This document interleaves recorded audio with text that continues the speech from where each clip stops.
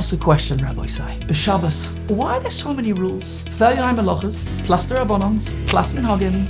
Why so many rules? It's so restrictive. It's meant to be the happiest day of the week. HaShabbos oineg. Shabbos is meant to be a delight. Yet all Shabbos says is you can't do this, you can't do this, you can't do this, you can't do that.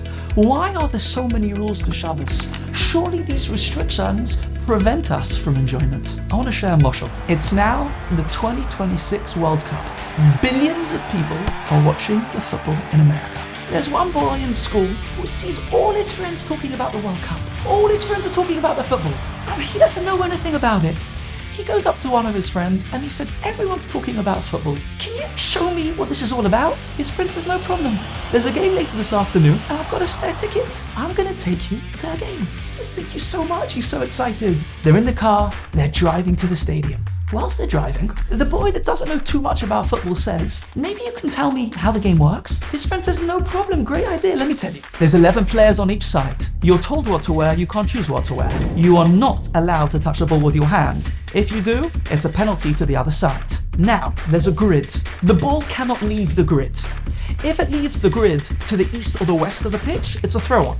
If it's the north or the south, then it depends. It could be a corner, it could be a goal kick. Now, there is actually one person who can use his hand, but only one on each side.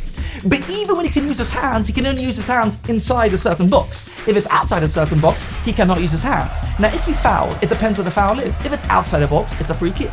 If it's inside a box, it's a penalty. And then he explains to him the offside trap, the chayk of all chakim. And the guy says, forget it. These rules are ridiculous. No one can possibly enjoy a game with so many restrictions. Take me out of here, I'm not going to watch the football. What's the Nimshal Rabbi say? He thinks that the rules break the game. What he doesn't realize is the rules don't break the game. The rules make the game. If we were to understand and appreciate what Shabbos is, Shabbos, the rules are there for us to enjoy. They make the game. Have you ever wondered why on Yom Tov, every single Shemona Esrei is exactly the same? Ata b'chartanu, ya'alevi yavoi hasiyenu. It doesn't change. On Shabbos, every single Shemona Esrei changes. Why? Says the Avodah in Siddur.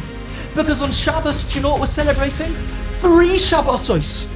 We're celebrating on Friday night the Shabbos of Ma'aseh Bereshis, when Hashem stopped on the 7th day and rested. That's why on Friday night we say Vayechula Hashemayim v'Haaretz. We're celebrating Shabbos of Ma'aseh Bereshis, when Hashem stopped from creating the world. Hashem rested. Shabbos day, what are we celebrating? The Shabbos of Matan Torah, when we got the Torah. How Sinai was on Shabbos. That's why in davening we say Yismach Moshe b'matnas chelkoi. Moshe was so happy when he came down with the Shnei Luchos Abris. He gave us the Torah. And Shabbos Mincha, we celebrate the Shabbos of La'asid Lavoi, when one day we'll be zoicha to a day that's Kudosh Shabbos. That's why we say in davening in Mincha, Ato Echad v'Shimcha Echad. We're going into the future. That's why we have 3 Suddahs on Shabbos. That's why the Gemara tells us anyone that has 3 Suddahs on Shabbos is saved from 3 things: from a Chevle Mashiach, from a Chemes Gog Magog, and from Dinah Shel Gehenim. The rules and restrictions are not there to take away our freedom. On the contrary, they're there to give us the most enjoyable day of the week.